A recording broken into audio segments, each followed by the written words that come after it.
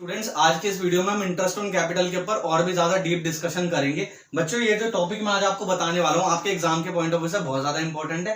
5 star topic है, अच्छे समझना। 5 स्टार आ सकता है पेपर में।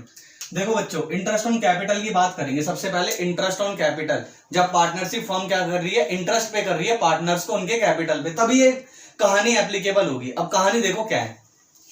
वैसे तो तीसरा केस भी होता है इसके अंदर। तीसरा केस मैं आपको नेक्स्ट वीडियो में समझाऊंगा। अभी 2 केस समझते हैं जहां पे पार्टनरशिप डीड नहीं है। मान लो नो पार्टनरशिप डीड या फिर पार्टनरशिप डीड एग्जिस्ट करती है। हमने स्टार्टिंग में ही पढ़ा था, जहां पे पार्टनरशिप डीड एग्जिस्ट ही नहीं करती वहां पे इंटरेस्ट ऑन कैपिटल पार्टनर को नहीं दिया जाएगा। ठीक है, तो वहां पर नॉट अलाउड, ये याद रखना। देखो, डीड एग्जिस्ट नहीं करती तो इंटरेस्ट ऑन कैपिटल नहीं दिया जाएगा।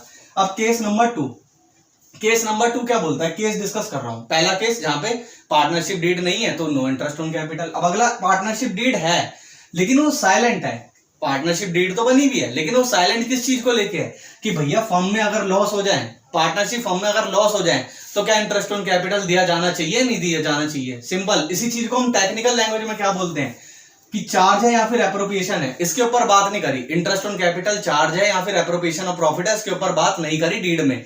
तो आप उसे क्या मानोगे, एप्रोप्रिएशन ऑफ प्रॉफिट मानोगे।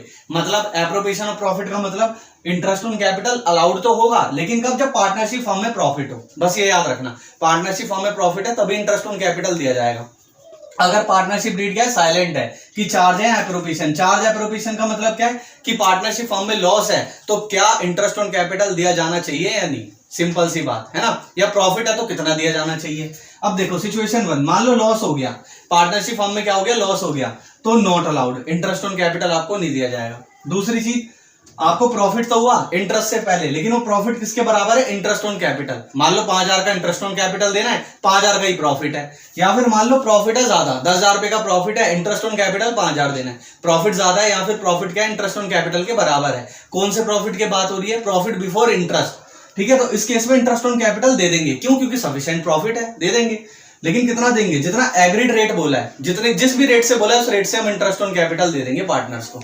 अगला situation number 3, profit before interest जो है आपका वो इंटरेस्ट ऑन कैपिटल से कम है। मान लो प्रॉफिट है 3,000, इंटरेस्ट ऑन कैपिटल देना है 5,000, तो इंटरेस्ट ऑन कैपिटल देंगे, बिल्कुल देंगे। लेकिन कितना देंगे, जितना प्रॉफिट है, यानी कि 3,000 को ही, जो प्रॉफिट है उसी को इंटरेस्ट ऑन कैपिटल के तौर पे पार्टनर में बांट दिया जाएगा।